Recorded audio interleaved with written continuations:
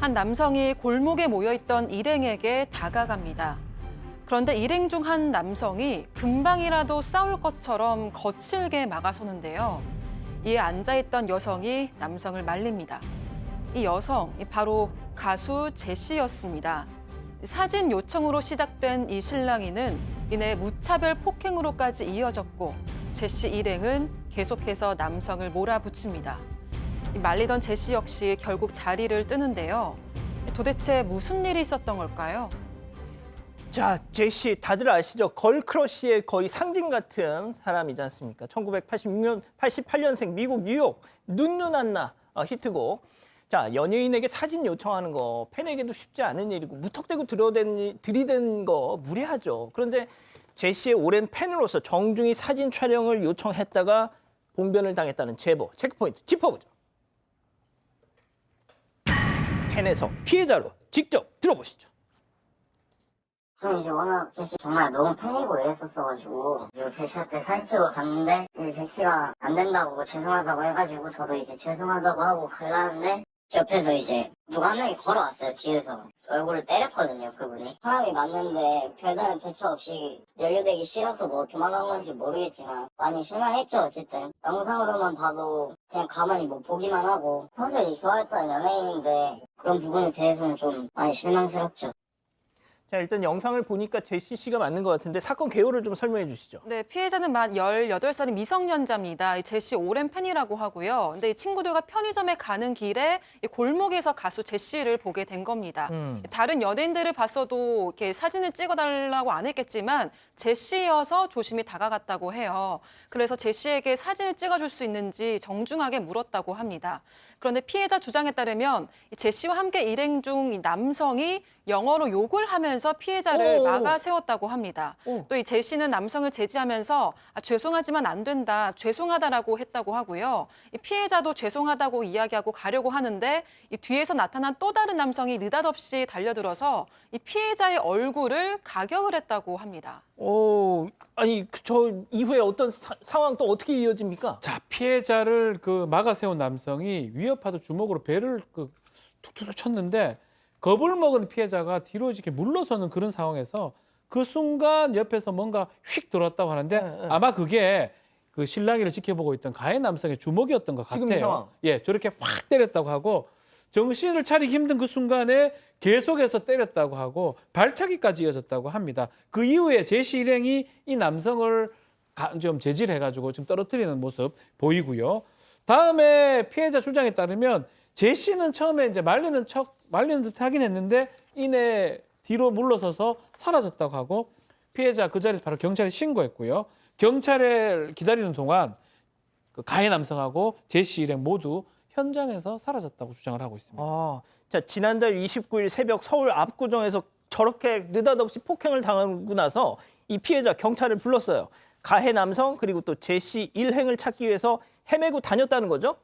그렇습니다. 제시 일행은 이제 가해한 뒤에 떠났습니다. 떠나는데 떠난 뒤에 경찰에 도착하니까 아마 경찰에 도착해서 이제 그 피해자한테 경위를 물었더니 피해자가 2차 해가지고 맞았다고 하니까 경찰이 그 피해자와 같이 주변을 찾기 시작했어요. 한 3, 40분 정도를 돌아다녔는데 그 술집에서 제시와 제시 일행을 발견한 거예요. 그런데 그 술집 안에는 가해 남성은 없었다고 합니다. 그런데 이제 같이 들어갔는데 경찰이 일단은 피해자를 세워놓고 그 제시 일행한테 가가지고 아마 내용을 물었던 것 같아요. 가해 남성이 있느냐 없느냐 물었더니 없다고 했겠죠. 끝까지 물었는데 그리고 나서 그 피해자에 따르게 되면은 그 당시 가해 남성이 없기 때문에 뭐 잡지는 못했고요. 그리고 또 제시 씨와 제시 일행은 그 경찰의 물음에 그 사람 모릅니다. 어디 가는지 모른다고 답했다고 하니까 경찰도 하는 말이 누군지 모른다고 해서 우리가 할 수 있는 것은 어쩔 수 없다. 그러니까 할 수 없다. 이 말을 했기 때문에 피해자 입장에서 난감한 상황이죠. 그리고 그 남성이 어디로 도망갔는지 이런 거에 대해서는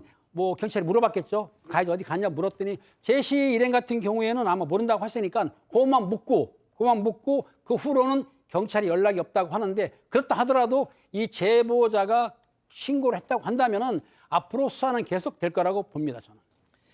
자, 박 교수님. 그런데 지금 가해자가 네. 한국에 없다면서요. 네, 그렇습니다. 왜냐하면 이 가해자가 중국인이래요. 이 피해자의 이 어머니께서도 너무 화나서 그 폭행이 있었던 당일에 바로 그 제시의 기획사로 찾아갔다고 합니다.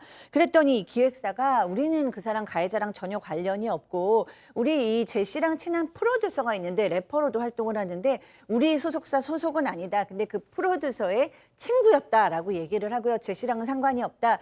그 프로듀서하고 연락을 해봐야 되겠는데 우리가 연락을 해주겠다라고 얘기했지만 뭐 그다음에 뭐 가해 남성이 누군지는 알려주지는 않았다고 합니다.